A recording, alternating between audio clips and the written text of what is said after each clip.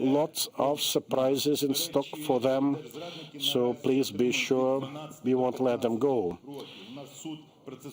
High treason, by the way, is punishable with 13 to 15 years behind bars, in average.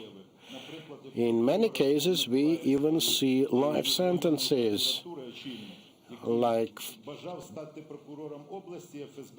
the verdict for the former chief prosecutor at Mykhailo Oblast Prosecution Office. He was promised some high position by Russians, and instead he's got life behind bars.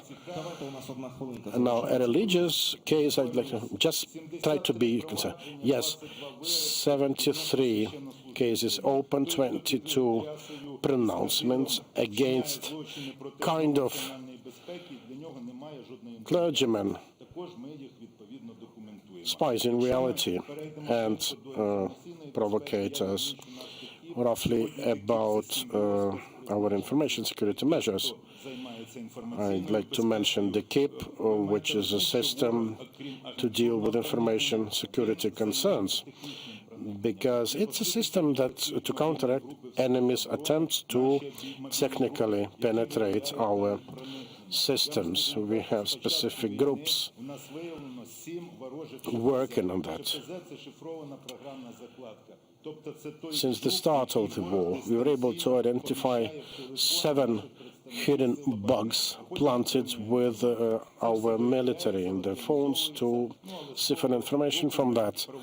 This is what we do in the area of, I would say, cyber defense.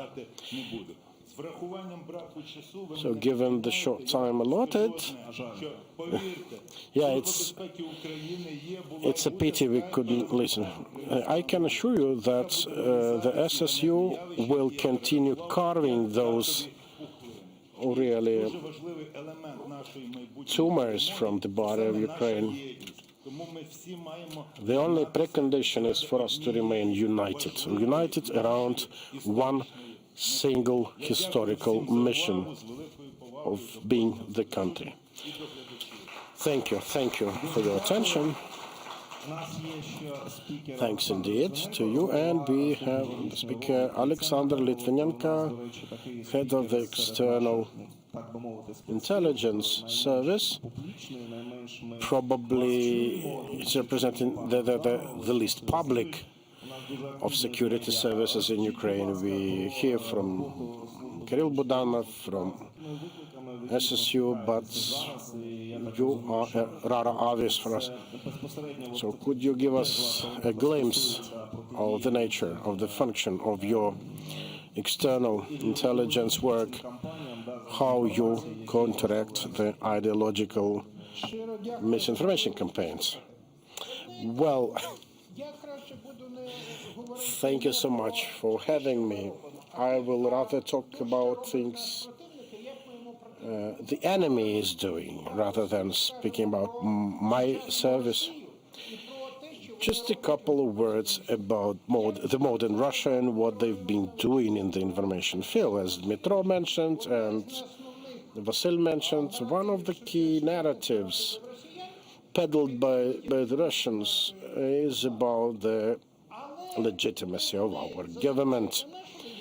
But whenever they try to open mouths against our legitimacy, I would rather point at things happening there, in the Russian Federation.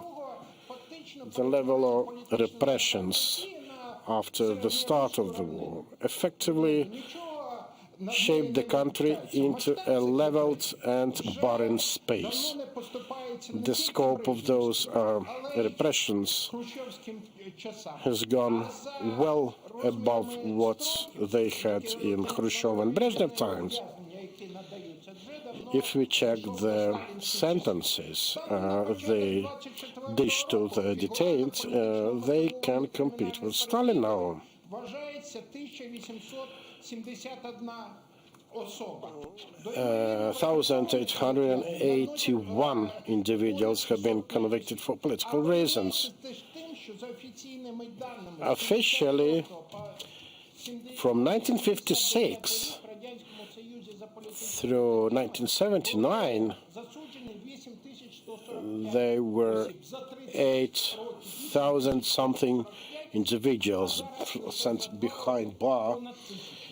So 8,000 plus in 30-something years and almost 2,000 in just a couple of years.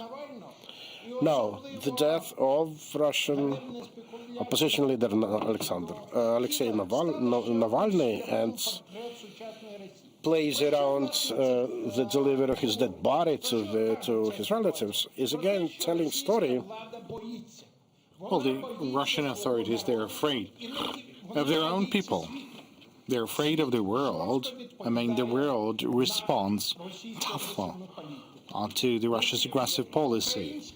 And the armed forces of Ukraine, the people of Ukraine are stopping Russians, but inside Russia, I mean, despite everything is kind of kept silent because they're in all welfare, well, despite the stability that characterizes the modern Russia, the situation is not that positive as they would try to show.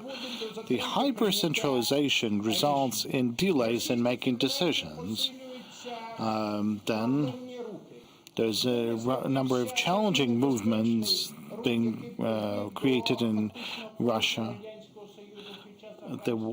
There's a movement similar to the one that resulted in the withdrawal during the First Chechen War. There's the movement of Russian mothers and wives. So under these conditions, Russia is attempting to conduct the elections of Putin. Surely they will have positive results, and 75% of population will participate in the election. 75% will vote for Putin, but the results of these elections, well, need to be clear in terms of their legitimacy. The reason for doubts are significant. Well, there's issues with the legitimacy of Putin's involvement on, I don't know, whether it's already the fifth election for him, the doubts in amendments. Then he is participating in elections with international arrest warrant. I mean, Slobodan Milosevic had the same situation in 2000's elections, but that similarity has a, very interesting follow-up. There was a revolution and then an international tribunal in Hague, preventing any other candidates to participate in the elections. The scale of falsification, well, there's this remote e-voting technology, the administrative resources preventing observers, so on and so forth. And finally, the elections on the occupied territory.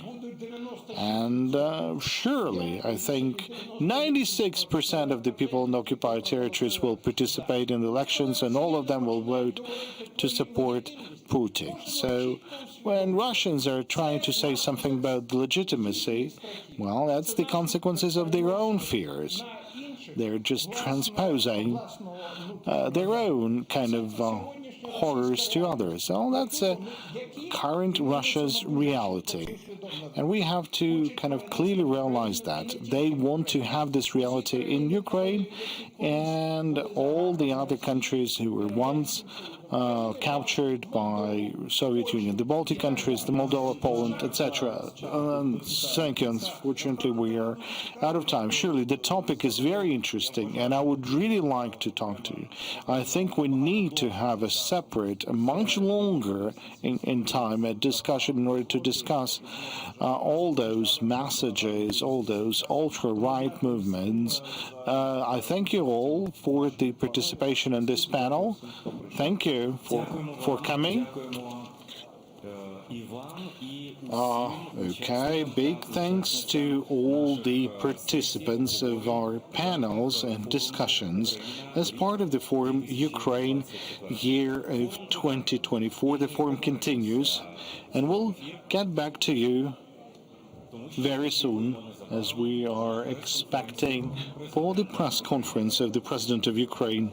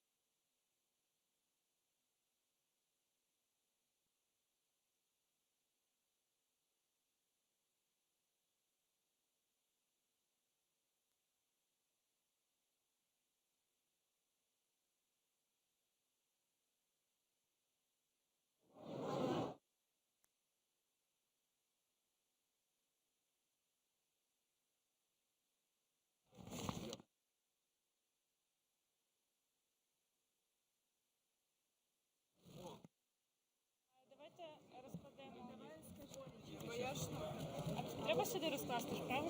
Так.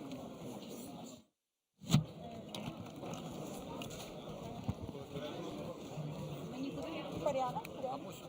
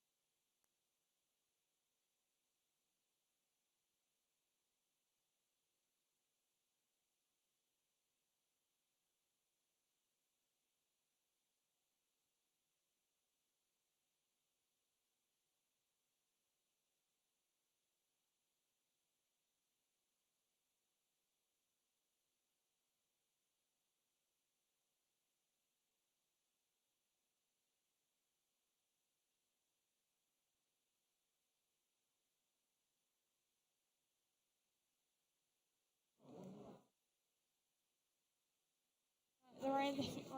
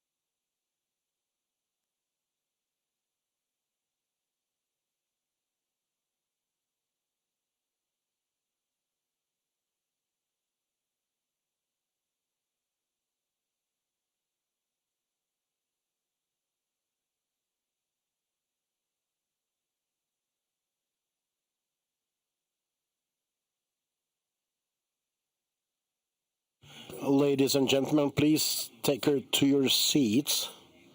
Please take your seats, please. The event will continue in a moment.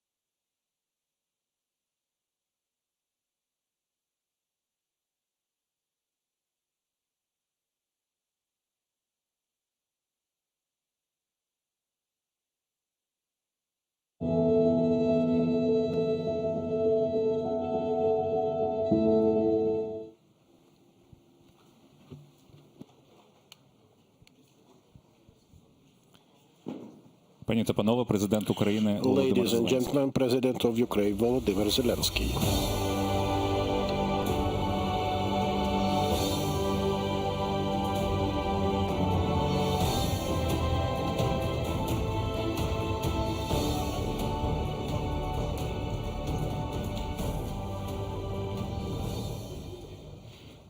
Шановні колеги, отже, впродовж кількох colleagues, годин наші колеги, топ-спікери від влади For представили some hours, our colleagues, top speakers, also from the government, presented the vision of Ukraine's development in 2024. Now it's time for the President of Ukraine, Volodymyr Zelenskiy, to have his word.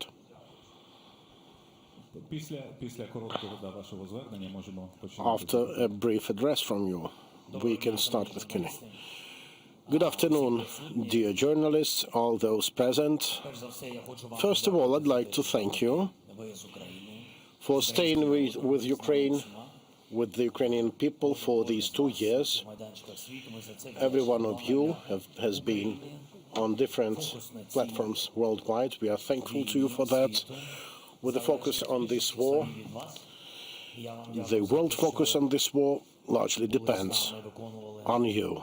And I'm thankful to you for you performing this your job, this your work, spending part of your life with Ukraine.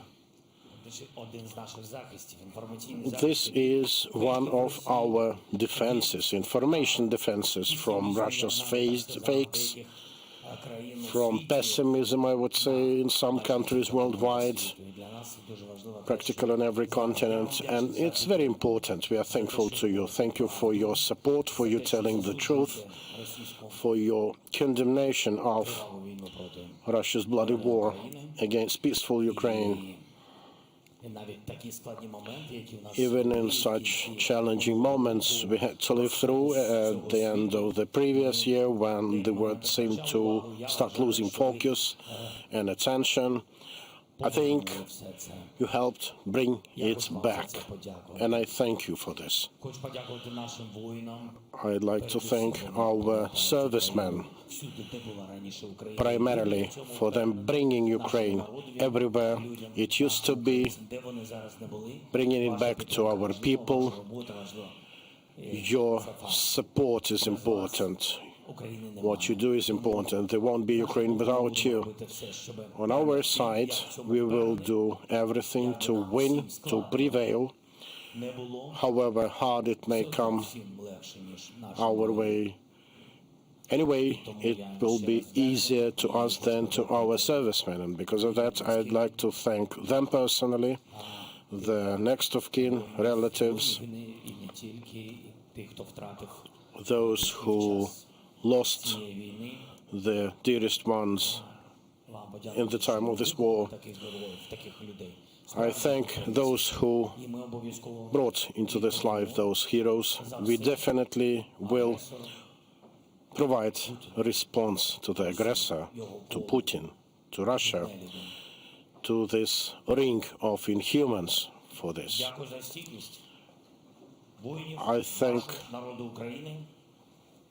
for the resilience to the servicemen, to the people of Ukraine. I do hope you will be with us until the end, until the victory of Ukraine. Yes, until the victory of Ukraine, full stop. And we can start. Okay. Please, Levy Bereg, Sonia. Just a couple of hours ago, Andriy Yermak said, I quote, at the second peace summit, there can be a situation when we will together invite representatives of the Russian Federation. They will be presented with the plan. Those who will be representing the aggressor country at the time, willing to restore, to come back to the just peace. In your interview to Fox News, you said it is not possible to trust Putin. He has never relinquished his idea of grabbing the whole of Ukraine. So what are the leverage to pressure Russians to convince them to negotiations? Thank you for all those questions. First of all, as regards the summit, I think it is only right to become stronger on the battlefield. It depends on us, on our manufacturing capacity, on our partners. It is also important to get stronger diplomatically. We don't like to be force-fed those negotiation formulas, also from the countries that are not here, not at war. Not that I'm wishing them to be at war, but I think the initiative may only come from Ukraine. It started at G20, rather G19 summit in Indonesia.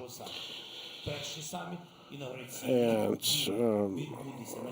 the first inauguration summit, it will happen. I strongly hope that it will happen this spring. We should not lose this diplomatic initiative. It will take place in Switzerland. The second summit, we'd like to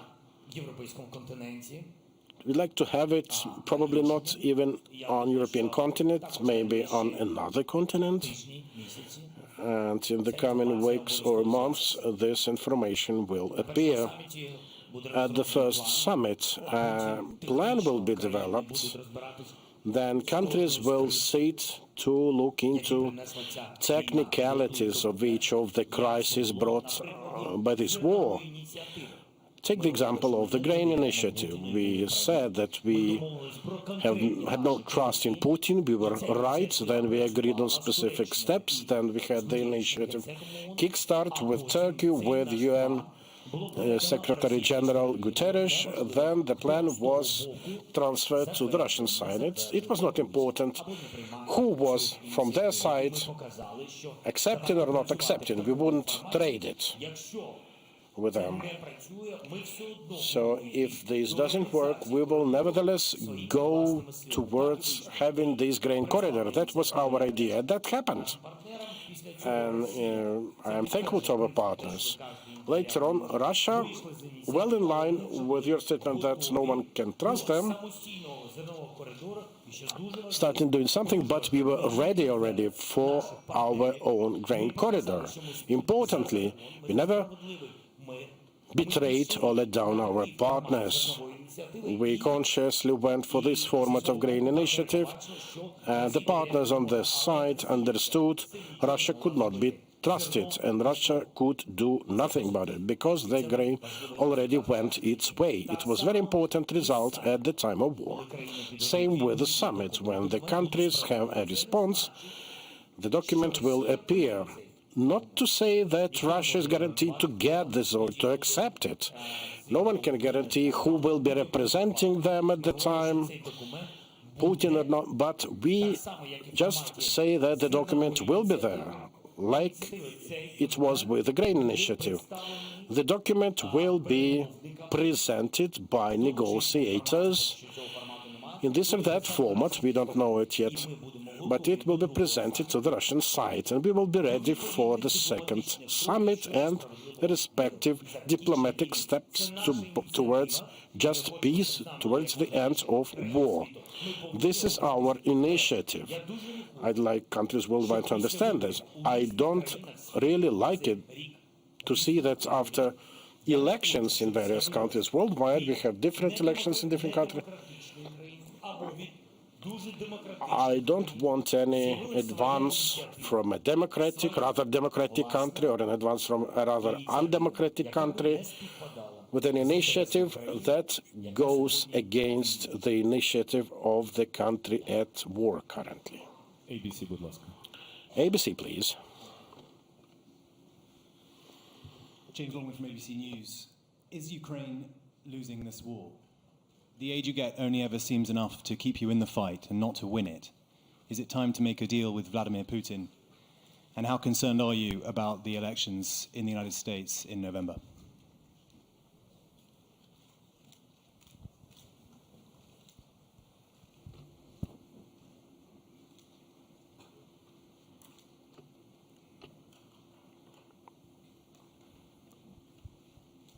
А можна говорити з глухою людиною?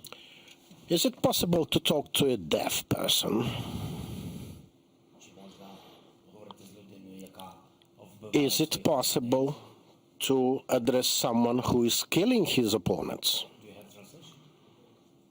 You don't have. You good? But I don't hear. I think you are interested in Я please take. I will wait. Okay, you have translation. Thank you so much. І тому питання. So the question is about legal and political aspects of it. We will offer a platform for him on which he will be able to agree he lost the war. It was his big mistake. Maybe small for him, but a big tragedy for us, for the whole democratic world. Because of that, there should be justice to the matter. If the Ukraine loses the war, I am sure it will not. The hardest part of it was 2 years ago. At least we don't have this alternative not to win. We cannot lose. What will mean if Ukraine loses? It means there will be no us in existence. Definitely, this is not the end of our existence that we like. If Ukraine loses, if it becomes complicated, the number of victims, it will depend on you, on our partners, on the Western world. If we are strong with the weapons that we get, this or that, we won't lose the war. We will prevail. All backward steps done by Putin nearly on a daily basis will hugely affect its own public, its society, sending him to think about his own internal safety. If you check what he is talking today, these days, he is speaking about, uses figures to speak about plans until 2030. That is, he sees himself at power until 2030. You want to end with him sooner. Next, Radio Freedom, please. Stephen.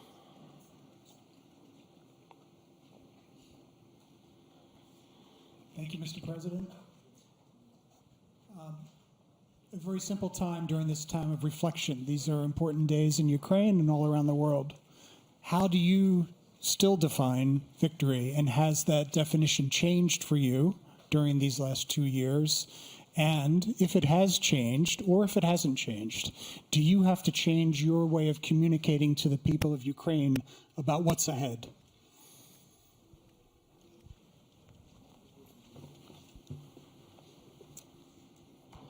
Війна змінює країну. A war changes any country. Когось стійкіше, когось втомлене. A war makes someone more resilient, Я не виключу. generally more harsh, maybe. In our case, this is not exclusion. I'm a Ukraine national. I change with my society, with my public, my communication changes not because of my fantasies, but because of changes inside me, inside the society. I'm part and parcel of the nation. This is how I communicate. I do my best to tell people as much as I can what has happened realistically. Not every detail can be communicated, but everything I speak truth, and this is important for me. And this is for a fact. There is no alternative for Ukraine, for the Ukrainians, to fight for their security, winning back their security. It should be guaranteed. And I'm not relieving us from our responsibility. It's a matter of our security, internal as well. We need to have strong army until we are not a NATO member. We have to have guarantees from our security guarantees from our partners.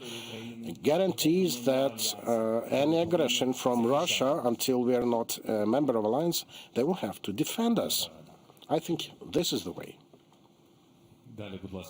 Next, please, Union Agency.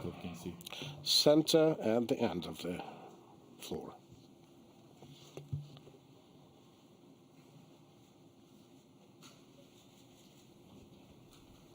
Дякую. Пане президенте, Thank you, Mr. President. You've addressed our allies multiple times, requesting as soon as possible delivery of long-range weapons to affect Russian targets like ATACMS. And in the recent days, you had quite intensive contact with world leaders, particularly with U.S. President Joe Biden. And there was also the meeting of G7 leaders. Maybe there were contacts we don't know about. So in your view, this request for ASAP delivery of such long-range weapons, was it heard by partners? Did they understand that it is needed now, not in 3 or 4 months?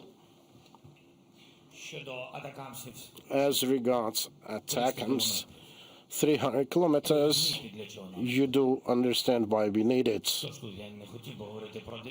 I won't go into details, but I think we understand why. And Russia does know what we are going to do with them. And yes, we've been working for quite some time over these long-range weapons. Let me give you a more general response. I am in positive mood from the recent answers from my partners, our partners, regarding these armaments.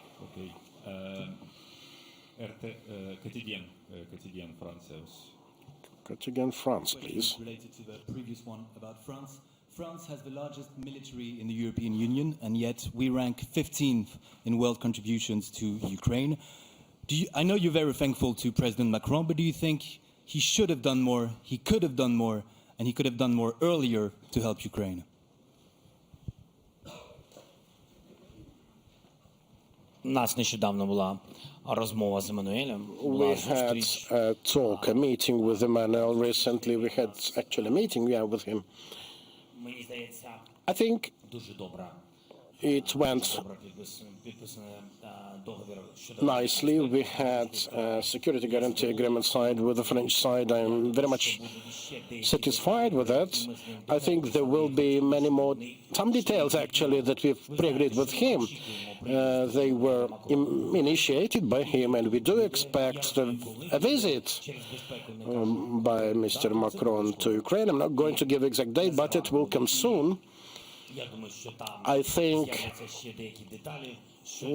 it will bring more details regarding the support of Ukraine, important new details.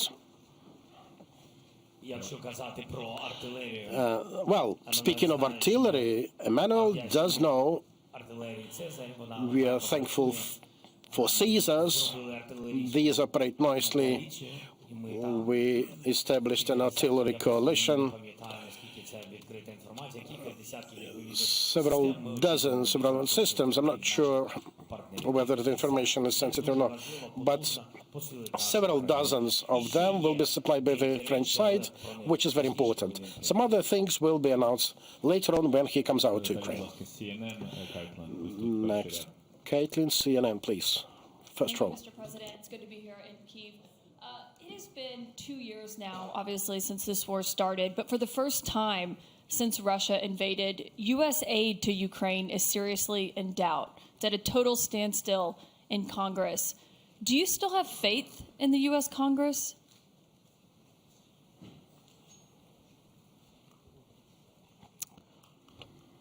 надія на Конгрес є.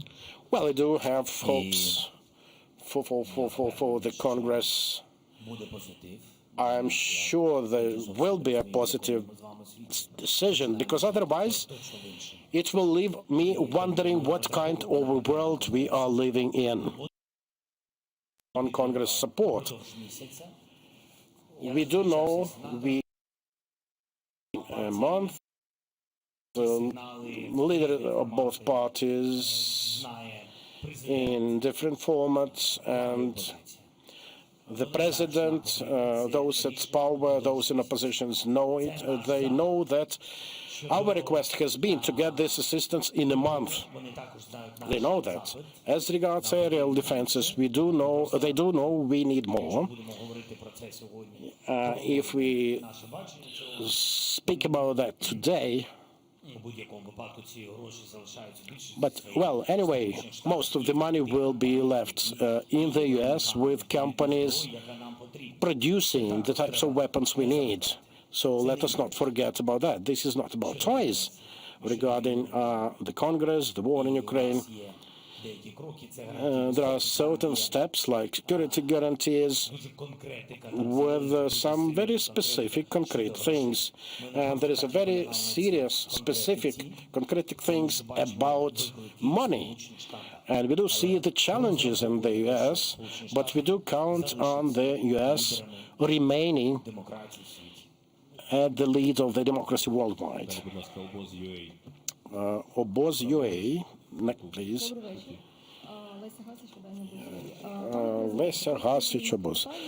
Mr. President, the Polish-Ukrainian issue, we don't know many structures have been involved in resolving the matter, but we don't understand how much politics is in there. And yes, they say they will support Ukraine till the end. On the other hand, there are people who seem to okay farmers' action. Do you have any positive signs to report? Well, I can tell you that Ukraine needs support now, not till the end of it, because the end may come very soon with different types of support. Now, we have working relations with Tusk. Prime Minister has them as well. We had meetings with Prime Minister, with Duda. I'm not going to give you all of the names. We had meeting with Ursula von der Leyen as well. From last April, I've been calling this matter a political one, even with knowledge of Ukrainian society. You know, I've been criticized for that, but the time proves me right, and the European Commission confirmed that whatever team comes to power there, it won't change the vector. This is a political one. And understandably, there is inner infight inside Poland, political one. But still, I'm very thankful to Poland, to its people, for their support of the Ukrainians. This is fact. I don't want politicians to do it. The border that we have between countries, nations, we should not have them between our people. People there are smart people. They can understand everything. So using Ukraine to press on European institutions, this is an injustice. I do think that the prime ministers will be able to find necessary steps. As the president, I would just openly say that it's very important for us to keep this union with Poland. But if there are no steps to follow, then we will be protecting our business. Sky News, please. Thanks very much, John Sparks, Sky News. We've just come back from the front at Kupiansk. So I wanted to ask you, will Ukraine lose ground? Will it lose territory to Russia this year? Are you prepared to cede territory as you attempt to rearm, to re-equip the Ukrainian military? Thank you.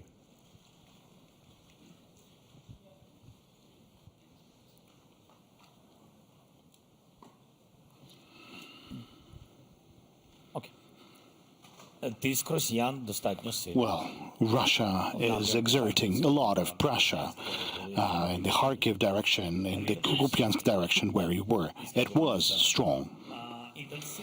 And frankly speaking, the intensity of the use of artillery by the Russians was 1 to 12.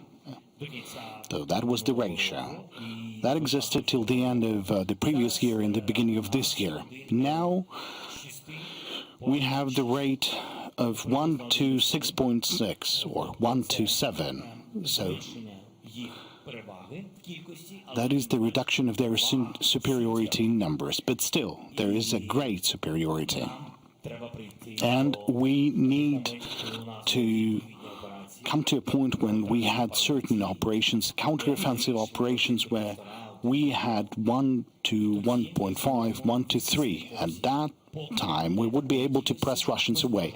Until there would be no balance, we will stand our grounds or will be losing, well, 100 meters, 50 meters. Well, unfortunately, all of that is important to us.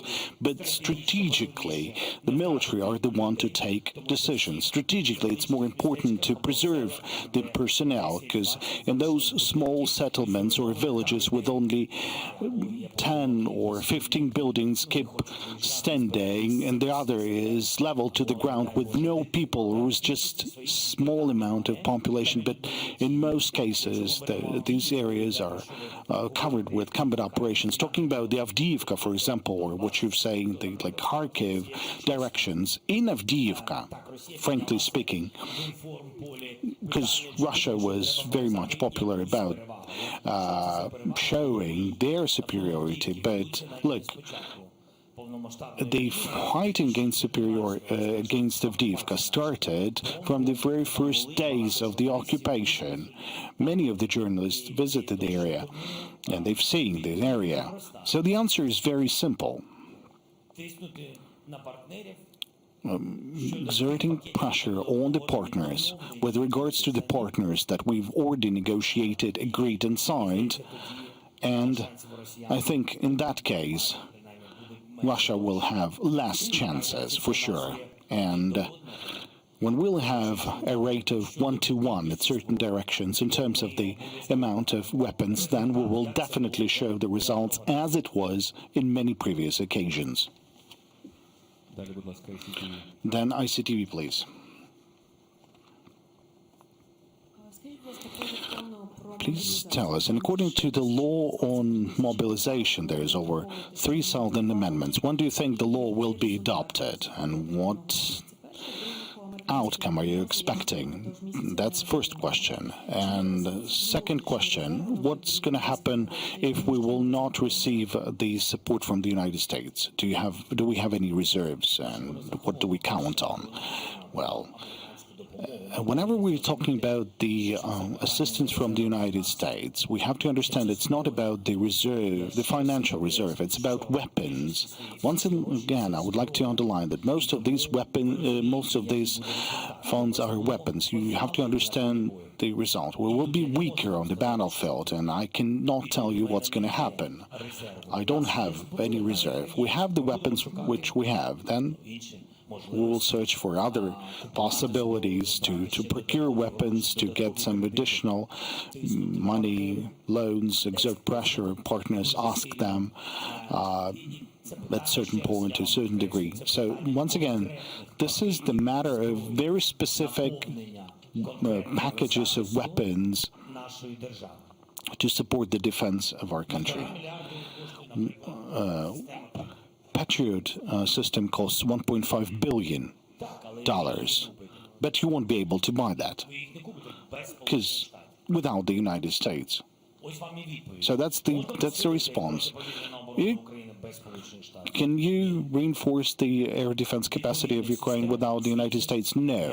There's no adequate systems or relevant systems in the United States. Should you take any alternative options? Well, there's not too many of them. So whenever we're talking about whether there's an alternative to the assistance from the United States, whether there are other sources of money, well, we can find the money, but we won't be able to find that number of weapons. As for the law, well, you've already mentioned about all the complexities in your question. There's 3,000 amendments. Well, let the MPs work and then answer the country what's going to happen next. Next, the question from Italy. Mr. President, good evening. Lorenzo Cremonesi, Corriere della Sera. Mr. President, in case United States will stop to send arms and ammunition, could Europe replace it? Yesterday you had Ms. Meloni for the G7 here, but could Europe replace America in helping Ukraine to fight this war? Thank you.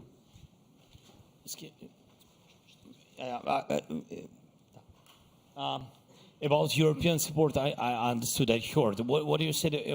With whom I yesterday spoke? Well, with Ms. Meloni. With Meloni. Meloni. Sorry. My question is, could Europe replace this? Okay, thank you so much for your question. Well, partially I've said that there are certain types of weapons that supply which depend on the decisions of the United States. Whether the Germany, for example, can give us their air defense systems that they're using to defend their country? I don't know. I'm not sure the German society would be ready to give us all the air defense systems. Well, I think they won't be ready. As for the long-range weapons, well, that's a different to many of those countries, but still. As for the Italy, well, you're in Italy. Are you ready to offer us your own shoulder? That's why it's important to talk with you, sir, because as you know, in Italy there are many, many pro-Putiniani, so it's important to hear your message, and as in Europe it is. So that's why we're asking, can you really fight this war without America, and can really Europe help you? Ms. Meloni yesterday promised you... Meloni is on our side, and I'm very thankful to your Prime Minister, Giorgia Meloni.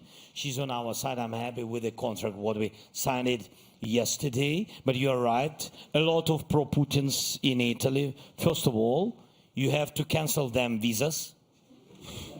I'm asking you, really, that's a weapon. That's weapon. If you can't give me air defense, by the way, you have some. I know all the details what Italy has, but it will not be dangerous for you. You see what's going on when Russians on the territory of your country. You see the war in Ukraine. That's why I think you have to push them out. But anyway, you have different kinds of weapon you can help us, but also it's not everything depends on Italy. We are speaking about G7 countries. Right. G7 plus Nordic countries plus EU countries. They have, I think, a lot what they can give. Maybe not similar like air defense Patriots, but there are some T and a lot of Irish T and Hawks and in different countries. But will it be enough? I can't tell you. But it will be good. Well, sir, if I may, since we are talking a little bit about Europe and Italy, we understood. I just came from the front of Avdiivka from... You've been? Yeah, I was there in Mirnograd in the last 2 weeks, 3 weeks. And the question is, apart the arm system, you need ammunitions. In this case, Europeans are trying to increment their production. Are you talking about that? Because the question is really ammunitions. Is Europe changing? You feel it? Yes. Europe really is shifting, especially during last month. I see that they're shifting. They are much more better. Their attitude to this war, I mean to Ukraine in this war, I think they at least understood that it's very dangerous for them. Putin is not only our enemy, it's an enemy of all the Europe. And I think that they at least understood that he will continue this war anyway. And that's why European leaders, a lot of them, began to increase the production, especially artillery, 155 artillery rounds, and air defense, a lot of different things. But will it be enough? My opinion, I said in one interview, I don't remember whom I answered, but I said very honestly that I think that the question is not in munition to your countries, not the question with your empty storages, because yes, you gave something or somebody a lot gave to Ukraine. The question is your societies are not ready to fight, and you will see it. God bless that Putin will not come to you, but trust me that it was at the very beginning of Ukraine's tragedy in 2014. You're not ready because you're not in the war. That's it. And I think that's important to strengthen Ukraine, to be strong. And it's very important for Italy to finish the war, to finish with Putin here in Ukraine. Thank you. Телеканал Рада, будь ласка. Now, the TV channel Rada, please. Mr. President, greetings. There's different information about the casualties and this war. At the same time, we're fighting for the global democracy. This is something recognized by our partners. This is declared by our European allies. Can you give us the information which price is paid by Ukraine?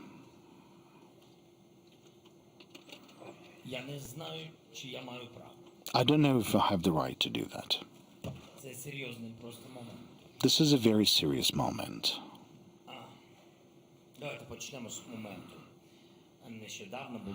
Just recently, there were some votes in the radical part of the U.S. community, U.S. society, who are not on our side, and they were asking how many more as Ukraine's lost 300,000 as casualties. Who said that Ukraine has lost something around 100,000 as killed, and that Russians have lost something around 35 to 60,000. They gave some approximate numbers. Now, all of that is a lie. It's a false information. It's nothing. Every person, it's a big casualty for us. It's a great casualty for us. 31,000 Ukrainians, soldiers, 31,000 soldiers were killed in this war. Killed in action in this war. Not 300,000, not 150,000, or whatever Putin will try to lie about. But every single casualty means a lot for us. Russians have lost 180,000 as killed in action. The total casualties in Russia, I don't know about the missing people. I know that the total amount is around 500,000. In case of Ukrainians, that's 31,000. It's a great amount. I'm not going to tell you how many soldiers are wounded in action. I will not tell about this because Russia will know how many people are not on the front line. There are missing people. I'm not going to play with those numbers. I don't want to do that because the recent exchange of POW shown that we will not be exact with you in terms of the information because we've returned some of the people who were considered missing in action or possibly killed, but they've returned alive, and there's tens of thousands still are on the temporarily occupied territories. We know of several dozens of thousands of civilians who were killed on temporarily occupied territory. I don't know how many of them were deported, killed, tortured. There are some lists, but we don't know exactly how many civilians, Ukrainian civilians, were killed by Russians. We will know when we will finish with Russia. Okay.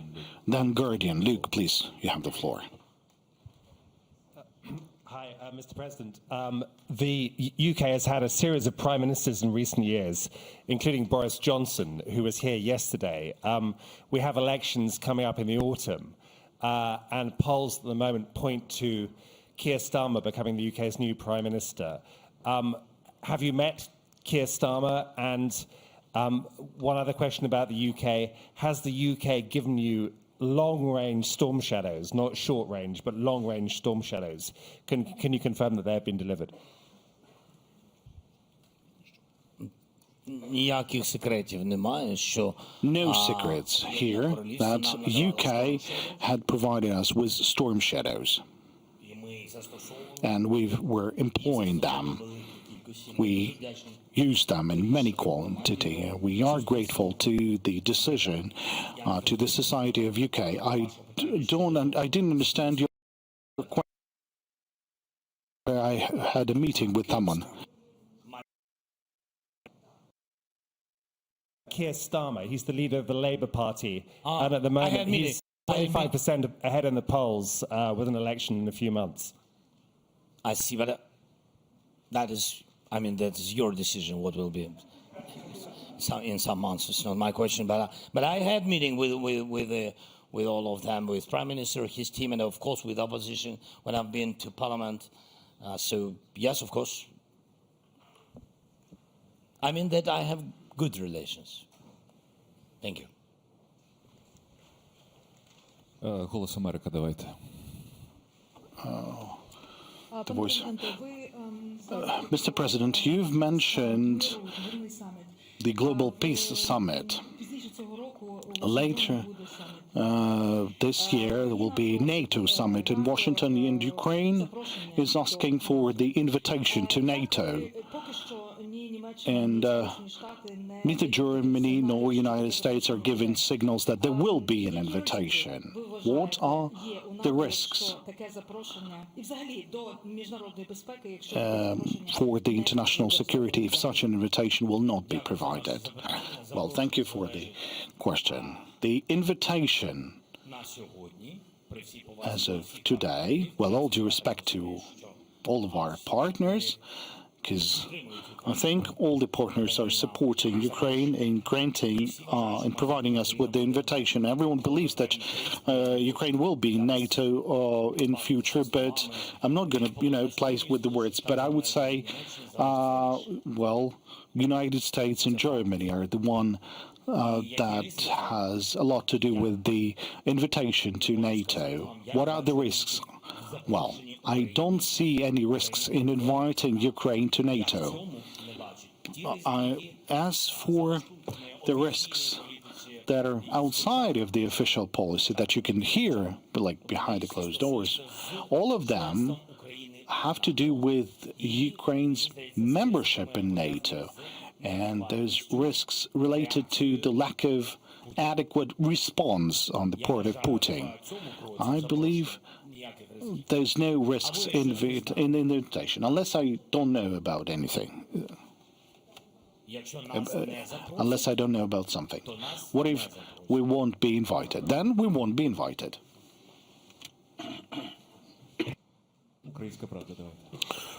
Українська правда, please.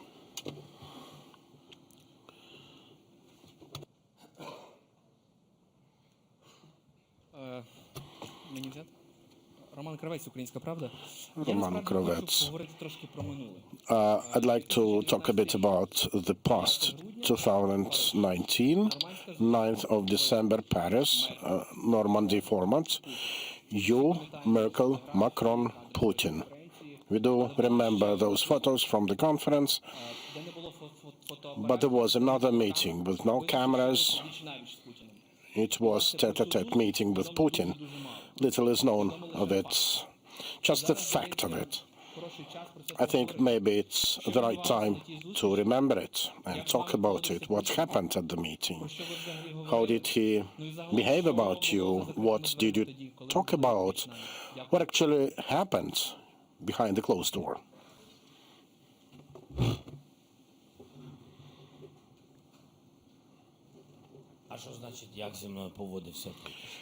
What do you mean under how he behaved about me? Well, the tone of his talk. Well, we had quite a lengthy talk in various tones. I explained him that the Minsk agreements would not work because the very topic of bringing the troops away from the contact line would not work. I had figures, very specific ones. I went through the contact line. I think you remember we had those first steps of bringing troops back. I tried to explain him, check the real numbers. In that way, we will be bringing troops back from the contact line for 20 years. Which would mean that we will be for 20 years in this frozen conflict situation. We talked a lot about that. It was negotiation-like. Then we had a long story about the natural gas. The court decision in our favor. We won the process. You know how they react to it. And it was the moment of acceptance that they would pay us the money they owed us. Then we had a third question regarding the exchange. We exchanged more than 100 of our people, and he would constantly raise the matter of ceasefire, but you do know how it all went. We did see it with our own eyes. There were attempts for a couple of months, then losses started mounting again. So no specific tone to the discussion. But was something surprising about him during this close contact? I don't quite remember, to be frank. It appears like something from the previous life. I don't know. I don't even remember all of the details. I think it will require time to sit back and try to recollect everything. It was for ages, you know, indeed. Deutsche Welle, please, at the end here. Thanks, Mr. President. Over here.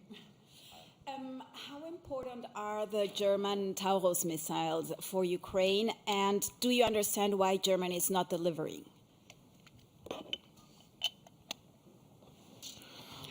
They are important for us. I am generally, in principle, thankful to the Chancellor for his lead position in Europe. He's got the strongest compact with us. The level of support is strong. The type of weapon you mentioned is very important for us. Let me put it like this. The United States, then Germany. This is how it always goes. Not to say that the Chancellor depends on the President, but the order of precedence in respect of certain types of weapons has always been like that. When the US make a certain move ahead, then we could use it and use it as an example with talks with others, like, let us do the same with you, now that they did it. So as I have optimism regarding the US, I think we will get results everywhere.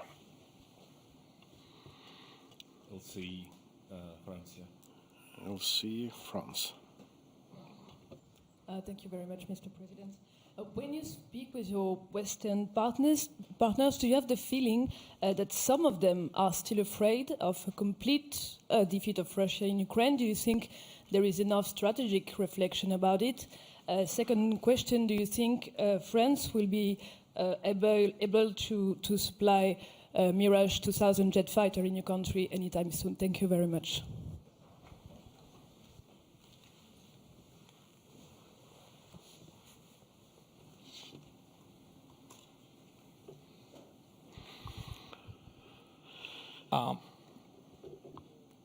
First of all, don't ask me, please, who, but they're afraid. That is the first part. And the second part,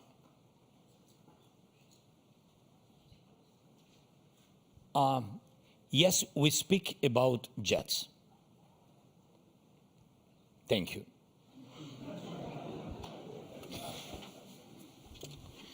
Будь ласка, РБК Україна. РБК Ukraine, please. Mr. President, this war of attrition, in it, Russia fostered support from some totalitarian regimes, waiting for the West to get tired from supporting Ukraine. Meanwhile, support to Ukraine in some Western country is being put on hold because of some political processes, because of the military production facilities not being fast enough. So what Ukraine has to count on in this war of attrition? And secondly, what Ukraine will have to do if some of our key partners decides to stop?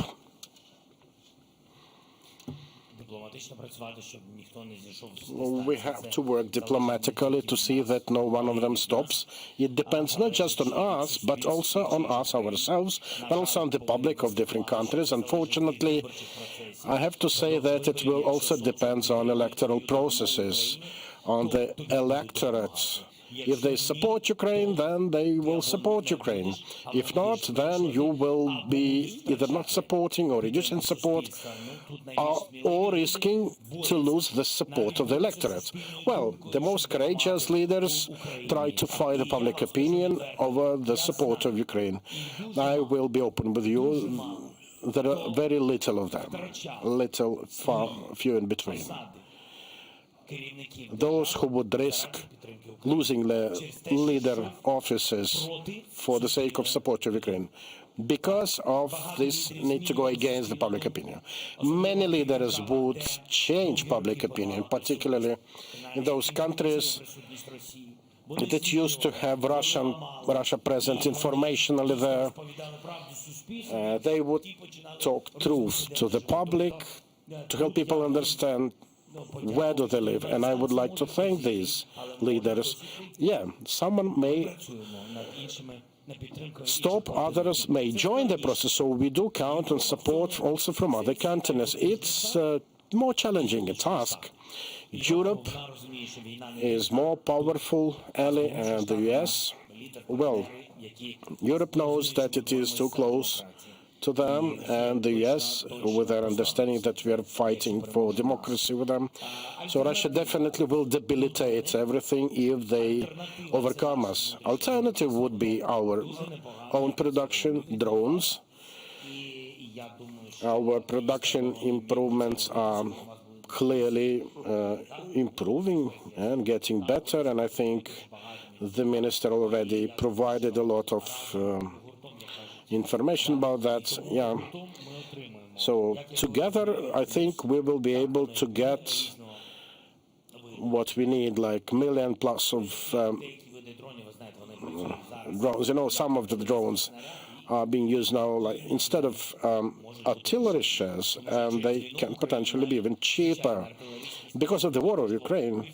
In Ukraine, standard artillery shell, $1,200 or $1,500 worth before the war.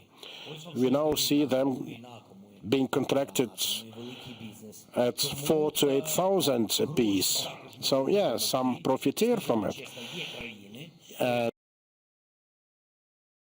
yes, money may help. There are we are not going to speak about that.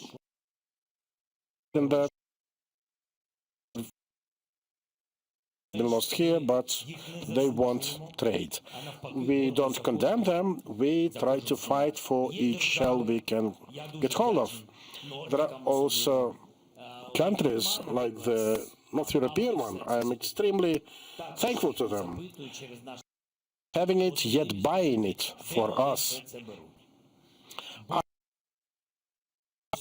Get into details with them about how they are able to do it. I thank them for doing this. If the Denmark nation, small by the number of residents, but they are big, they're extremely big in terms of their support. All of the Nordic states were initially skeptical about our future. Now they're very much on our side with clear understanding who Putin is, what kind of enemy he is, and really lot depends on leaders, on their ability to communicate with their societies. And kudos to people this type of opinion. I met her, we met with her in Lviv, and you know, there is increasing support of Ukraine in their country, into it, which says that the nation is united inside. They're extremely strong. They've decided in terms of who they're going to support. They understood that for Ukraine is against the war. I think this is a right position. Freedom Channel, please.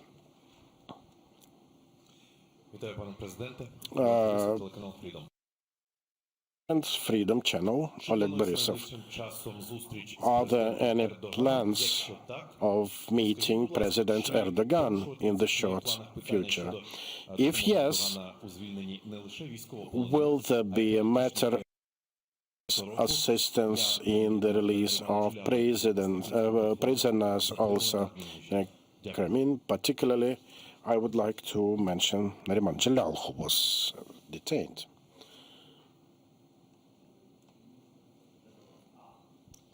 Так, найближчим часом у мене немає зараз поки що.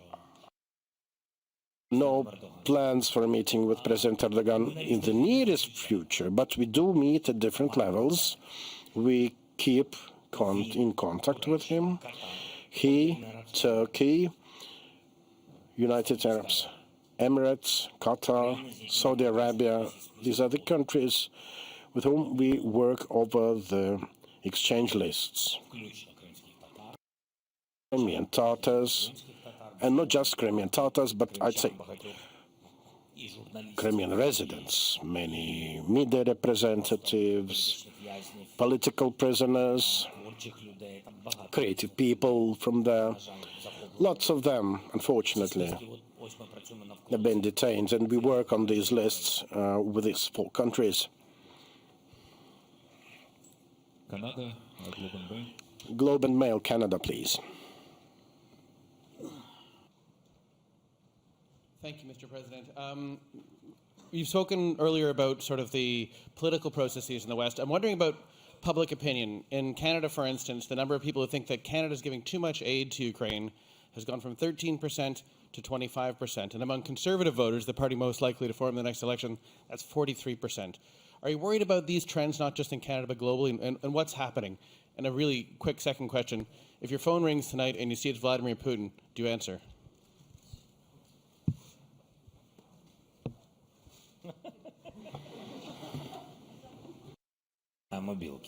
He doesn't have a mobile phone.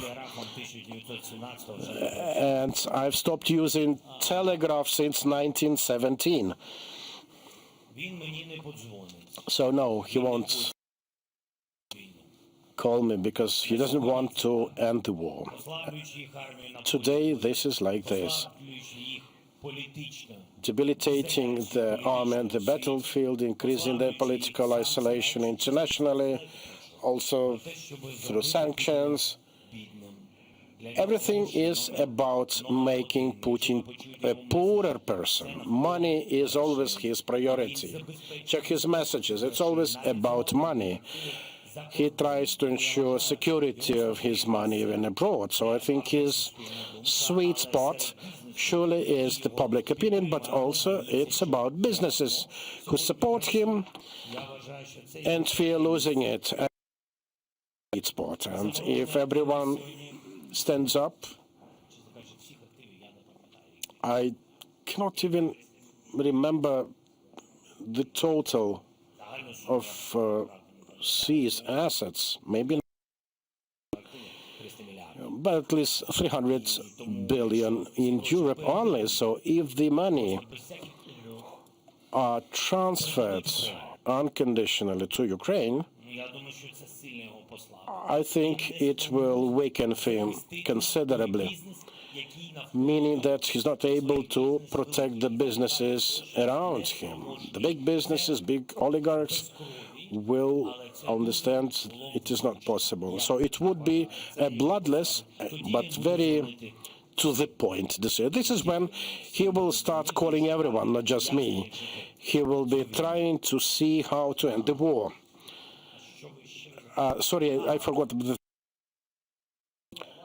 But you spoke about your support. You're from Canada. Yeah, from Canada, and the public opinion polls show more and more Canadians, as an example. Yeah. Think too much aid is going to Ukraine. You're asking the leaders for more and more help. More and more voters are saying too much. But you said that your opinion in Canada is about 30%, been 30%, now 25%. It was 13% saying in 2022. Now it's 25, and among the party most likely to win the next 20%, 25%. What they speaks about? I mean, that what the question was. The question was, do you think Canada gives too much support to So 70% said that not enough to Ukraine. I agree that 70% of Canadians right. You have to give more. Thank you so much. Київ пост, будь ласка. Kyiv Post, please. I know that Canadians on our side, mostly, and I know that people on our side. And when I was in Canada, yes, I saw people with the Ukrainian flags, and they always through the road everywhere. And I know that there are Canadian Ukrainians also there.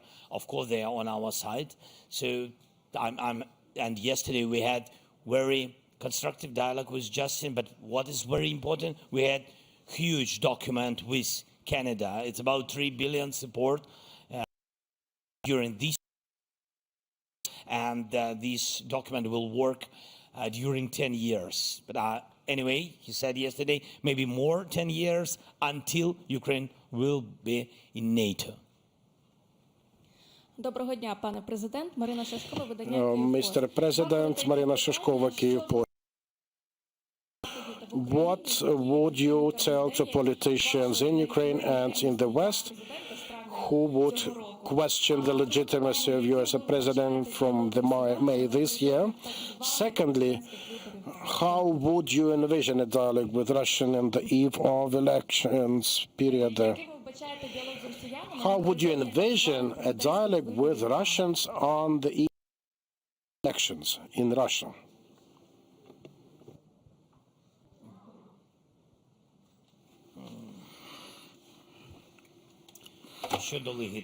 Okay, on the aspect of legitimacy, this is of the Western partners or someone inside of Ukraine. This is the narrative in the program of Russian Federation. The relevant documents, well, are obtained by the G7 countries. Everyone is clear and understand that this is the Russians' program. Everyone is against it. When Emmanuel Macron will be here, well, you can ask him the same question. I mean, it sounds not very funny, but someone of them are even saying the surnames or the last names of those inside of Ukraine who come up with this narrative, who spread this narrative. That's a bad idea. I think that's a kind of a treacherous position in respect to Ukraine, but still. This is the very specific program. There is a document that confirms this, the program of Russian Federation. I know some of the journalists from the United States, they also have those documents. That's in relation to the legitimacy. But as for... So the document even contains the exact number of money that are supposed to be transferred to certain institutions so that they would raise the topic. I've seen the details, but I'm not going to tell you.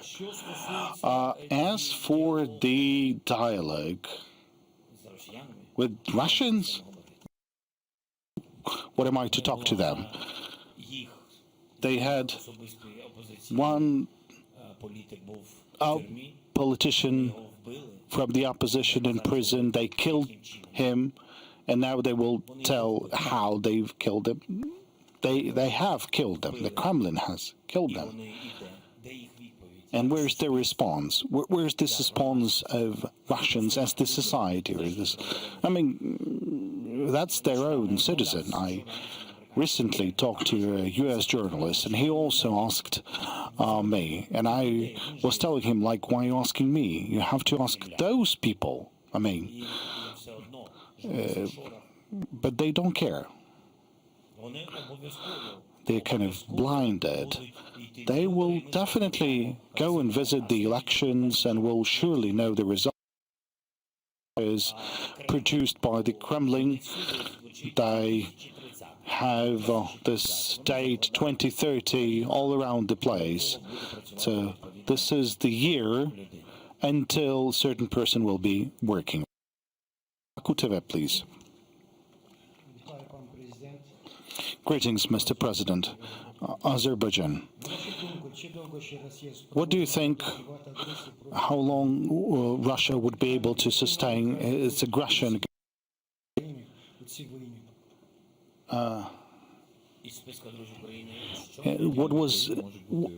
Which new countries can join the list of friends to Ukraine?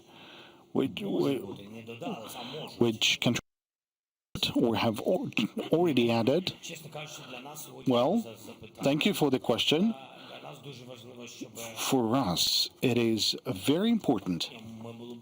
I mean, surely, we would be happy if Azerbaijan would support us in the peace formula. We talked to the president. I believe he will support us because Azerbaijan supports the territorial integrity of Ukraine. That's first. And secondly, we're talking about the Global South, which is very important to us. It's important to have them on board of peace formula and peace summit. We're working on that. There's countries that are still kind of balancing, or they're still kind of considering their decisions, and we are working to make sure they would be selecting the side of the peace. Then Turkey. Jim Hurriet, I'm sorry if I pronounced that wrong.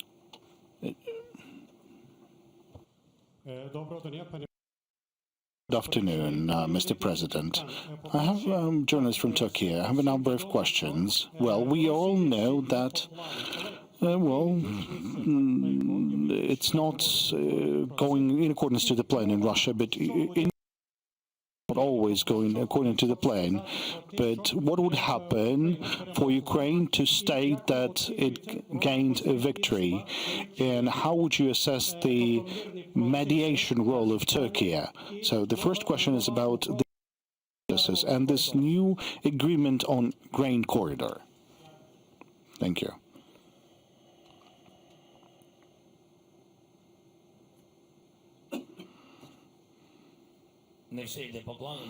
Not everything goes according to the plan. Well, not everything depends on us. Something depends on partners. There is a delay of certain processes. The most important is to have this plan, and we have it.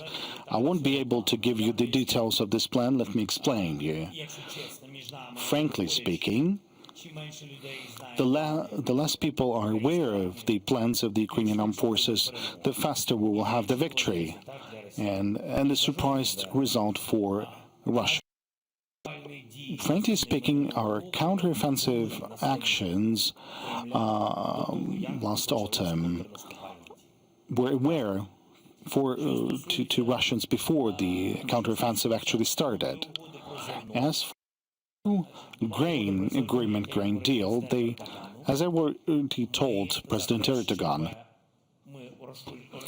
we support the idea of extending those corridors or scaling up those corridors, searching for an alternative to something that is working now. I believe that President Erdogan can help us with Mykolaiv. We talked to him in order to kind of to open the capacities of Mykolaiv, and I know that Turkey has discussed the ability of free navigation shipping in the Black Sea. Turkey talked to this with Secretary General. We're ready for this conversation.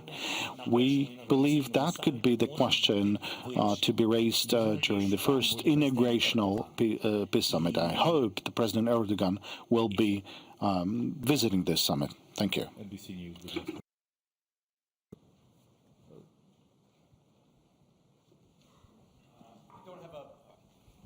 Okay, great. Mr. President, it is wonderful to see you again. Richard Engel from NBC News. This is a historic time. I was walking around this city last night. I was here 2 years ago, as obviously you were, and many people were in this room. And it looked like Russia could have won the war, potentially taken this capital. Obviously, they didn't. You held on. You had an enormous offensive pushing Russian troops back to the border. But now, like my colleague from Italy, I just returned from the frontline areas in Chasiv Yar, and things look very difficult right now. By your own account, you are outgunned 7-1. The moving where they have moved, it has been in Russia's favor. So my question is this the weakest time that Ukraine has found itself in since that initial phase of the war when Russian troops were literally at the gates of Kyiv? And then a member of your government described for Ukraine, the first year of this war was all about courage. The second year was about resistance. What will the third year look like for Ukraine? Thank you very much.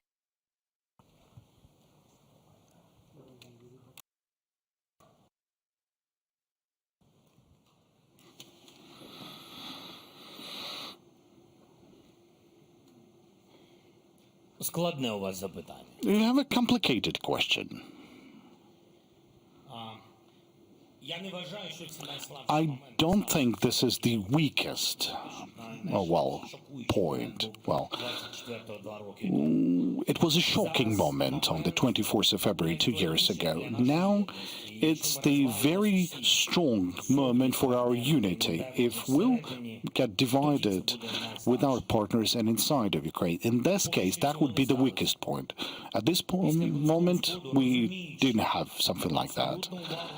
We understand there was a focus of everyone to this event, and we understand how important it was for journalists to pay attention to this tragedy.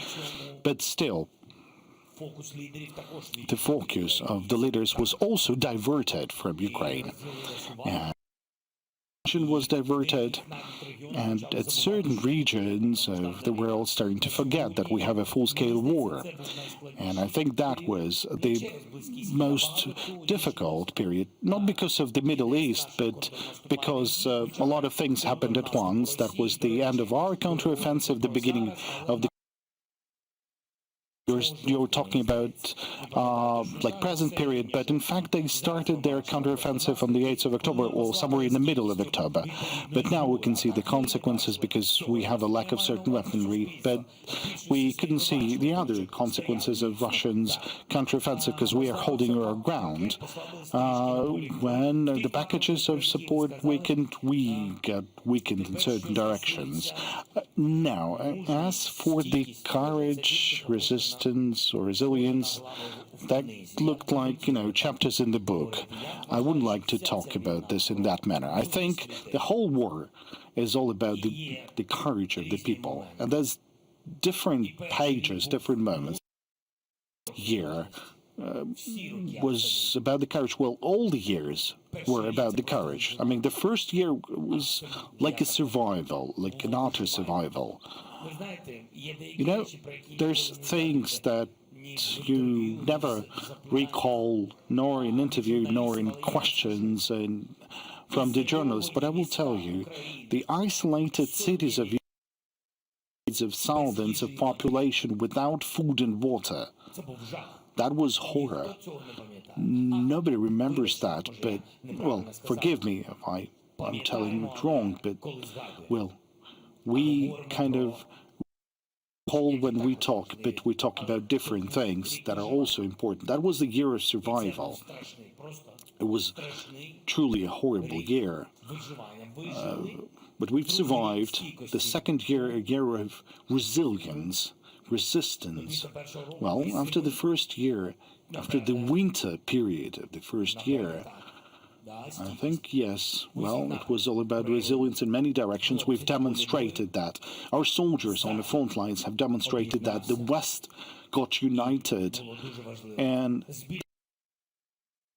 there was an increase in the production of different equipment that was so important for us. Well, indeed, that was about the resilience of the economy, the increase of surely, that was important. Now, the third year, well, the third year could be it's a year of elections, it's a year of defocusing. There's challenges from inside and outside. Someone has a fatigue, someone speaks about this, someone's not. It's a kind of a turning year. So in this turning year, we need what you've said. We need courage, we need resilience to survive. This year will define, I believe, will define the format for the ending of this war. I believe so. Now, Envy. Thank you.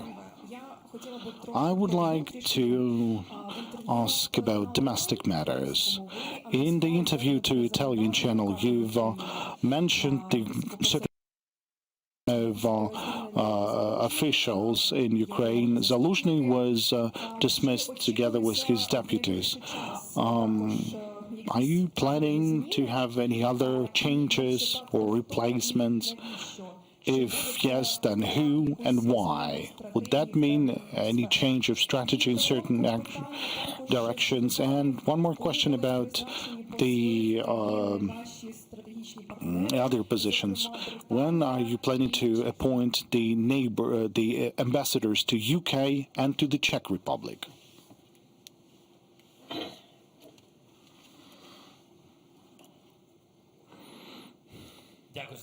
Thank you for your question on the international politics. That's my jurisdiction. They will be the ambassadors will be appointed when there will be proper personalities. That definitely has no impact on my relationship with the Prime Minister Rishi Sunak, and I have a very good relationship also with the Czech Republic. As for the Czech Republic, it's a technical aspect. We know who will be the a number of technical aspects to be dealt with. Who and why? Why? It's a difficult question, unless you know who. So whenever we're talking about the rebuilding, it depends on certain matters. We have this conversation with the Prime Minister, and it's based on the lack of money or deficit of money. If there will be a deficit, if it will continue, then we will do everything. I'm not talking about only the cabinet of ministers. Then we will be talking about the change or reduction in the infrastructure of the government. We've prepared for that. The reduction in the number of ministries and ministers, facilitation of the management. Well, it doesn't mean that it's going to be easier to manage. It will be more coordinated, but this is where we have an open dialogue. We're ready for that. I think the main indicator would be the results of what we're going to have spring. As for the armed forces, answering all the questions you had on the armed forces, we are waiting for the audit to be conducted by the Commander-In-Chief of the armed forces together with the General Staff. There will be some answers to those questions. Do we have any journalists from Poland? Okay, you have the question. You have a chance to ask the question.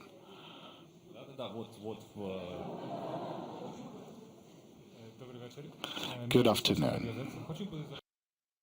I'll ask you, what have you felt today when you saw Ukrainian grain for the first time this week being thrown to the earth, to the ground? What Poland has to do to prevent the situations like that in future? Thank you for the question. What have you felt? I don't understand this. I don't understand. Just the same for me. I don't understand as well. It's politics. I don't know, something to show in the media. What's unpleasant about this? This is widely shown in Russian media. It's bad that we're playing on their side. We're playing with these facts, and I think that's wrong. I mean, in between of us. Whenever we're talking about how to stop this, look, it's not something that is taking place on our territory, on the territory of Ukraine, not because I'm comparing us. No. I'm just giving you the fact. It's not happening on the on Ukraine. We have imported Polish products for a total amount of 1.7 billion. year. I mean, we have imported that amount of Polish products. Now, they've been, well, just divide 1.7 by 12, and you can understand that Poland will be losing 150 million per month, and the people would be losing that. Why is that? And we're doing everything possible not to block our the case. I mean, you have to understand there's different people in every society, but on our side, well, the Polish goods are, are coming, are being imported, and I think the new government has to deal with that. That's the new government, the new prime minister. I'm not telling him what he should do inside his own country. That's your own right. It's definitely not our story. But as for the international relations with Ukraine, I think that's not right. I mean, throwing the grain on the ground for the fourth time by the weekend. I don't know what the security service or the border guards or the police. I think there's an ample lot of opportunities. The only thing lacking is the wish. Thank you. Now BBC.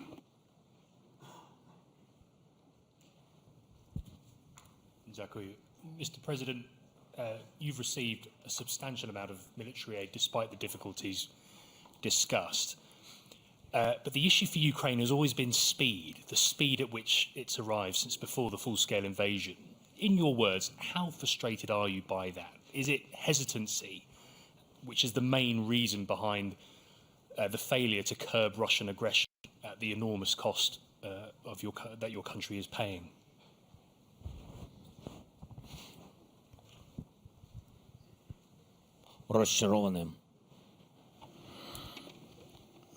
Frustrated.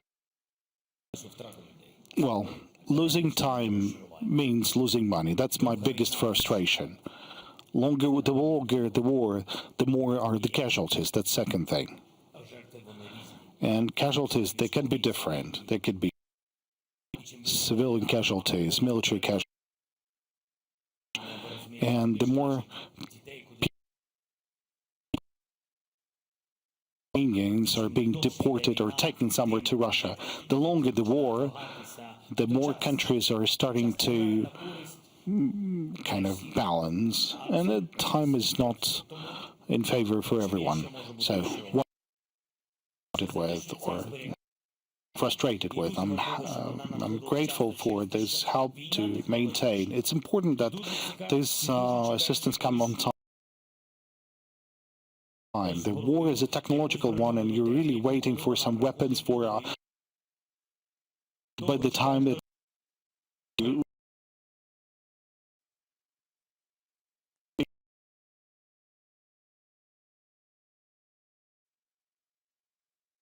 different means and missiles are the war. When maybe, let's say, we cannot lose the time. Okay.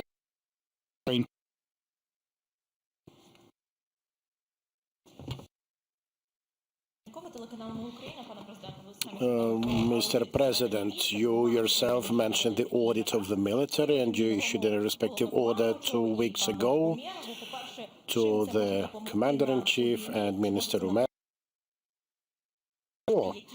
What you expect to see there? What are the deadlines?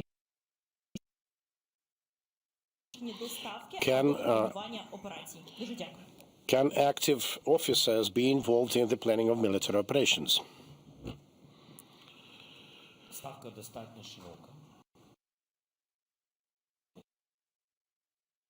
Headquarters. Ocean. It comprises many officers. All of them are active officers.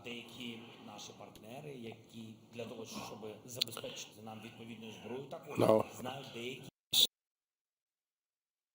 who are to provide us with weapons, also because this is a precondition for delivery of such information, of such weapons. So whenever so many recipients of information appear, the more of them, the more are the chances that the enemy gets this information. This is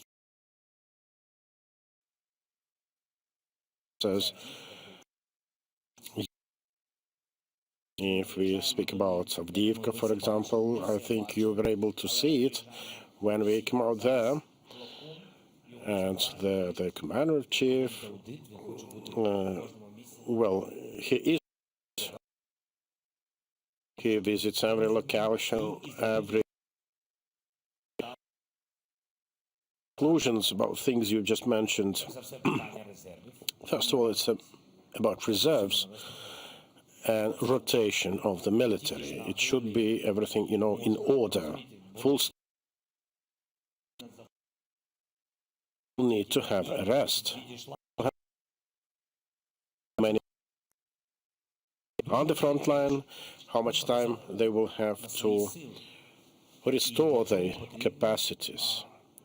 It's about, relying on that. Next, it is necessary to properly train the reserves. To recognize we do have them, we need to correct them. In order to correct them, one has to understand what is happening. Not everything happens on the front line. So reserves, territorial defense, the paramilitary, then people at offices, why do they sit there? How many of them have been to the front line? I think these are all important questions to mention, but few. One example is also about us and our partners.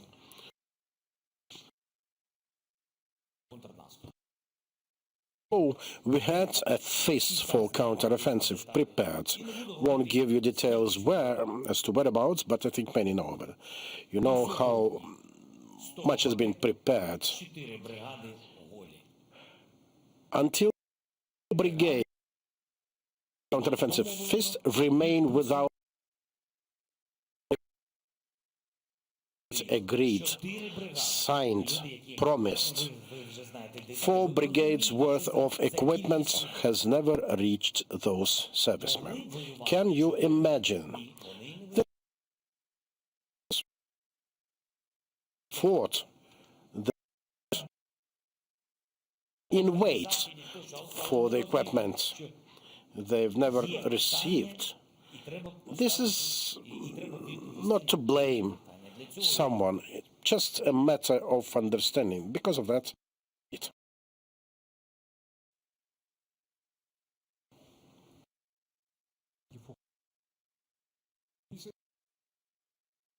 Commander-in-Chief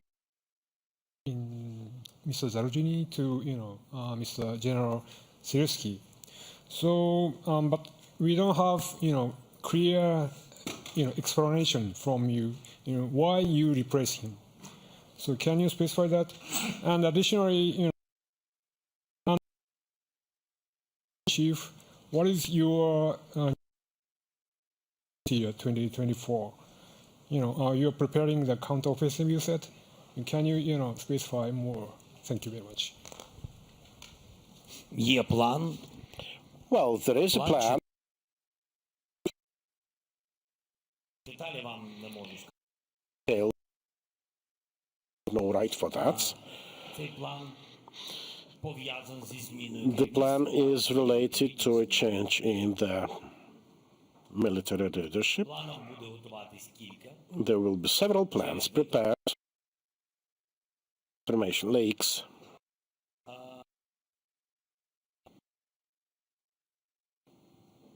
Ну, а чого я когось міняю? Now to the question on why I replace someone with someone. I think, sorry, this is our internal moment. Sorry.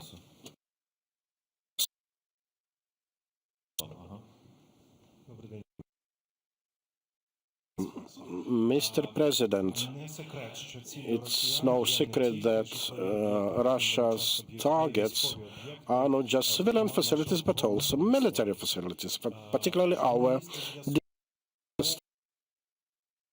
The journalists came to know those enterprises are included into a single portal for the disbursement of public funds. So, have any reaction from the law enforcement?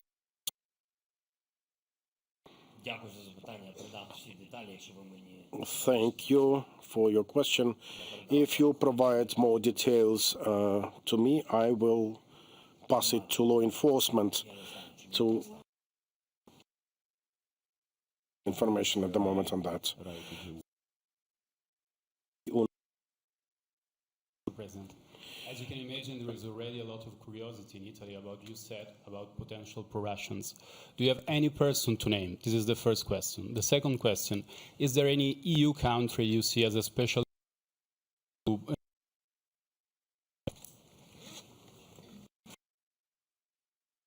I didn't understand. What? Could you please elaborate who you mean under these pro-Russian names? Or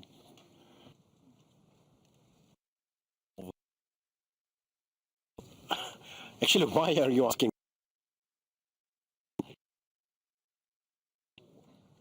What do you want from me? Really? help us to help ourselves? Ah, okay. That's another question. Yes. We are preparing Italian, so there is the list of Russian propagandists that are the first, and we have big document with them, and we push them to EU on the level of European of EU, and also to United States. This also about the business who has tough connections with Russians and who help them to overcome sanctions and etc. So such lists we can join by what the format. We will think how to do it. This is right. Right. Okay. I'm sorry. Is there any EU country you see as particularly vulnerable to Russian narrative?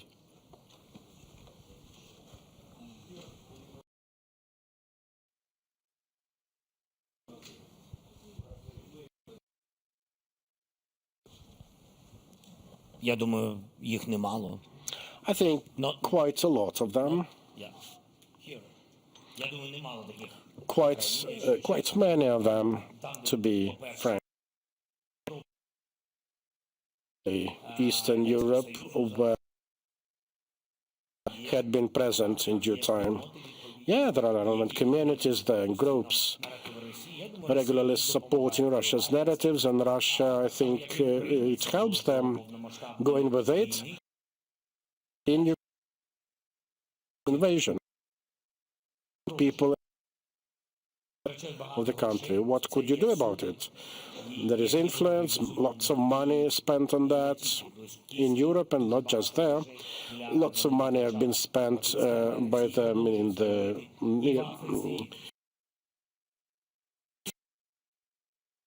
everywhere.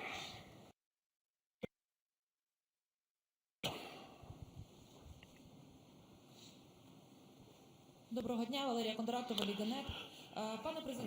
Mr. President, do you keep the tabs on surveillance over big journalist group? And if it appears that State Security Service is behind the operation, are you going to replace the persons? I think I did provide a response. Journalists, the management of the State Security Service of Ukraine, I mean, those dealing with this line of activity, this and that, the manager regarded or hadn't known about that was As SU leader, Mr. Malyuk, said he is going to disband the whole unit. This is his business. I don't care who ordered this. Sacked him and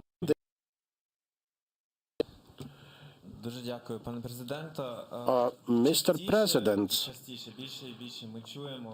we increasingly hear from the Ukrainian servicemen, particularly in Bakhmut,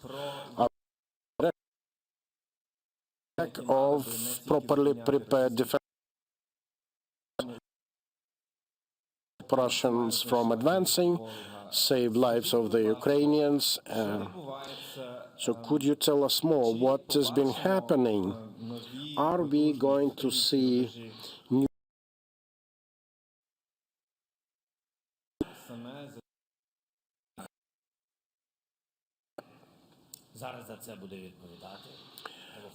it will be the responsibility of the Commander-in-Chief and the Minister of Defense right after the audit when we see the weak spots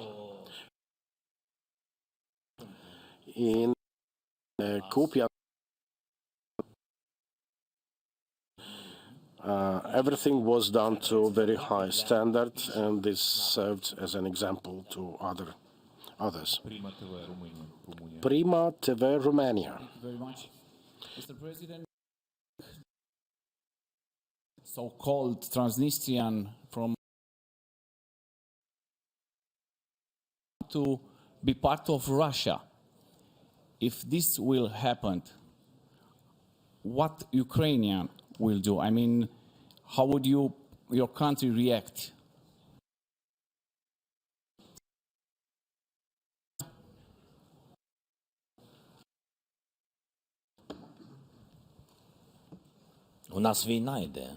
Well, we are at war. First war. We have a war with the Russian Federation. This is point two. Well, there have been no requests to. I'm not sure that next week the Transnistrians or whoever intends to kind of become part of Russia will do this. From the information, Germany.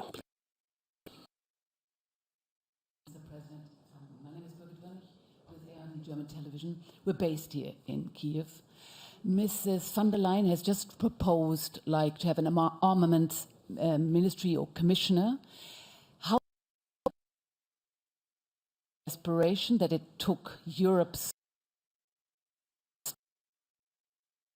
threat that comes from Russia, and how do you look at it? I mean, you want to be part of the EU, you will be, you want to be part of the EU.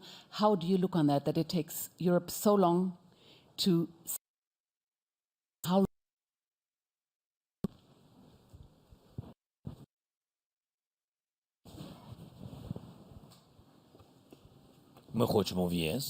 we do want to be a member of the EU. For us, this is a historic choice, a geopolitical one, primarily have opted for, and no, it has tried, has never been able to. Now, in terms of bureaucracy, in whatever European institution, in whatever alliance, this is a complex thing, a challenge to reboot. You know that a lot has been told for quite some time about 1 million artillery shells for Ukraine. I think up to this time we've been able only to get 30%.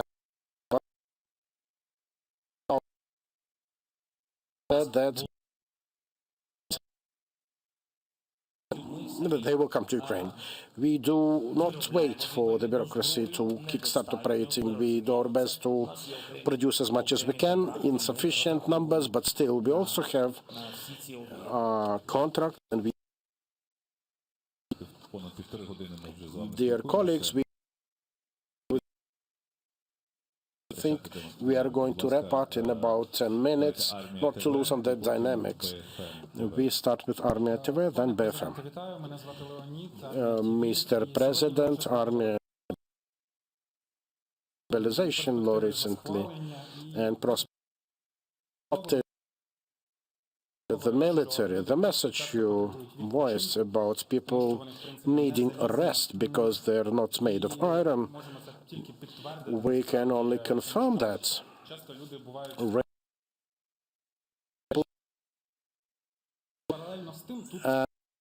That we see groups of people in the rear who feel quite freely, who live and systemically undermine the drafting process, be them bloggers, try to posit it that this is wrong. We have never declared war. They come up with ideas and suggestions how to dodge the drafting and so on. And given this is one of the threats to the draft, how it's a challenge to fight modern technologies. It's a challenge to fight a hybrid war waged by the Russia with its to live through in public have no clear understanding of how it all works. Telegram, TikTok, and all those social media Russia is using. So and done. People have to understand there's freedom of speech here. People can say whatever they want, though it is important to hear those who were to the front line, because we can see different situations. When it is being said some platforms and spreads around with huge money being pumped in on YouTube, elsewhere, it's a challenge to find it.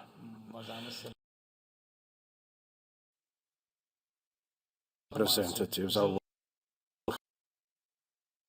the public with real information. I do understand it's not possible to live in an informationally clean society, but we need to be realistic, and this is important. I think this is important. From us, we need to do more guys on the front line to have rest, to ensure rotation, in order to prepare reserves. It's super important. They find it hard. Some directions are and now the world is not about morals, it's more about money and other considerations. Yes, there are people sitting in trenches and dying there and fighting there. Maybe it's a matter of yes, because those basking in the rear will be definitely go against the head to those who fight. If we can do something, there was an idea to demobilize those regular draftees. We took this language out of draft servicemen after completing the service. I also have a question about mobilization. Do you think that the reform you just engaged to reform the rules of mobilization will be enough to recruit 500,000 further at was?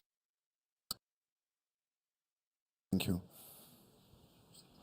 Ви просто трішки не зовсім розумієте, що відбувається. Well, you maybe don't have a full understanding of what is happening. We have demobilization in Ukraine. Do you have the translation? You have to check. Found? Translation good. So, have the from the very first days and mobilization during the martial law period, so it goes all the way through that period. The amendments to the law on mobilization that and others, there's a lot of amendments to the fact that in general mobilization, there's some matters, some details were unsettled, like the situation with the draftees or settled holidays, how much time would you need to serve, or what would be the terms of training. So the certain parameters were changed. The law on mobilization, it was originally drafted. Every country has in certain cases, that legislation might not be up to the realities of the war. So it's not the reform, it's additional norms to the law that is valid in any country. So if we would changes do we need to introduce and how many people do we need to mobilize, we'll just need to wait for this to happen. It's important. Where are these mobilized? We'll need to.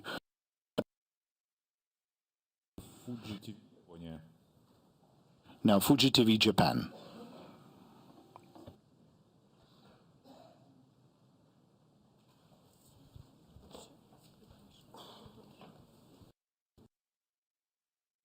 Mr. President, we are from Japanese TV station. The Russians have been using North Korean weapons and missiles. How concerned are you, and what can world to do to prevent from happening that?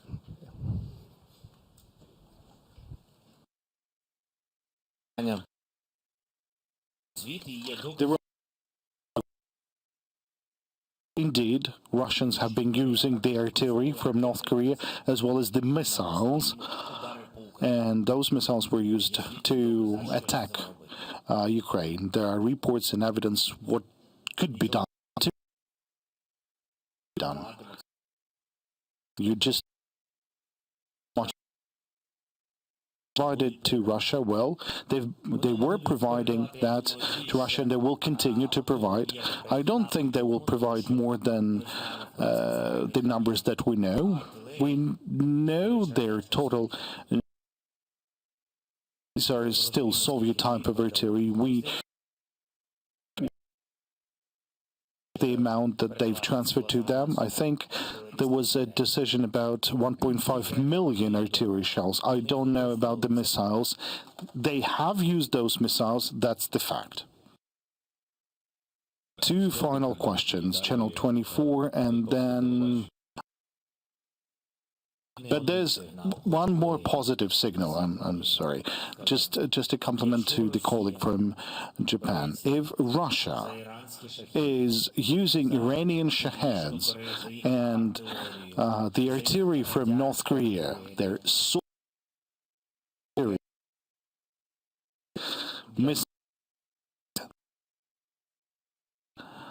this year is a turning year for Russia as well. They're also suffering from a deficit, large deficit. Mr. President, greetings. Ukraine signed security agreement with UK and Denmark and every single country for 10 years, but none of those countries is ready to take Ukraine's side if there will be repeated invasion. Just recently there was an interview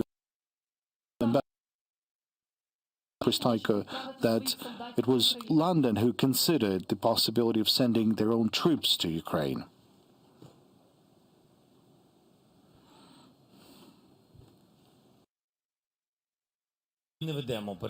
We do not negotiate with our partners sending troops to Ukraine. If Ukraine will be in NATO, that would be the most powerful security guarantees. And in this case, we will take. But based well, Russia never attempted to attack any of the NATO member nations. Well, commenting the interview of the ambassador, maybe it's hard. If maybe he knows that.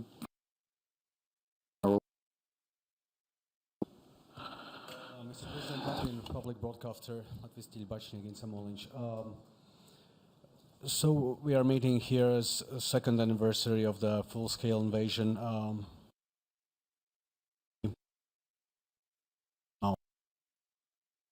Dynamics like this continue, insufficient supply. In what situation, what state do you think Ukraine will meet the next? If we meet after 1 year, what do you think will be the situation if the dynamics are continue like this? Supplies suddenly become. Unless, of course, you believe that the war will end by that time, but it's probably going to continue. So, thank you. Дякую. Paldies.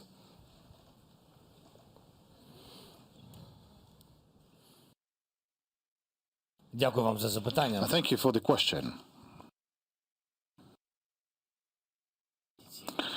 It will be difficult for us during the next month because there's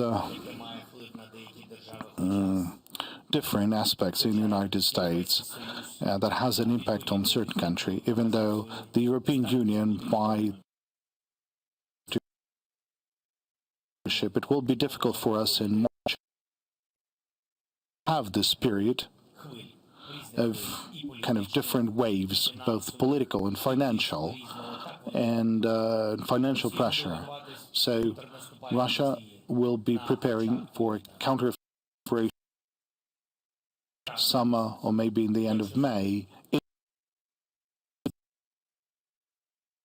We'll be preparing for that as well. Their fight, starting from the 8th of October, I believe resulted in preparing our plan. We'll be preparing our plan in the United States, and then we will understand what's going to happen next. I believe we will be able to organize the first summit, and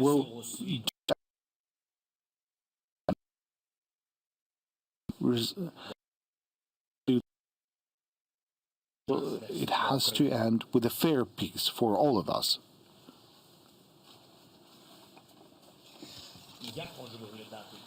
How this year might look like, or the end of this year, what you've it depends. One example, air defense. If Ukraine, or today, or in the next month, I can give you one example, and you understand. 10 industrial centers of Ukraine. Now, I'm not going to tell you exactly which of them am I talking about. If we would be able to use those systems, they wouldn't be able to approach. Would destroy their defensive perimeters. That's 10 Patriots. That would radically change the situation. I'm not talking just about patriots. I don't kind of solving it all. This is just an example, like 2 or 3 more examples, and that would put an end to their defense. So then you can give an answer to your question, like why Ukraine still doesn't have. Maybe not everyone needs that. Maybe not everything is possible. Or this is something we're still yet to see. That's it. And that has a like, okay, dear colleague. But that was positive, because I could have a different answer. That was positive, you know. It's clear where we're going to, what are we talking about our partners, what are we pressing upon, and okay, so at this positive, we'll have an end to this press conference. Thank you.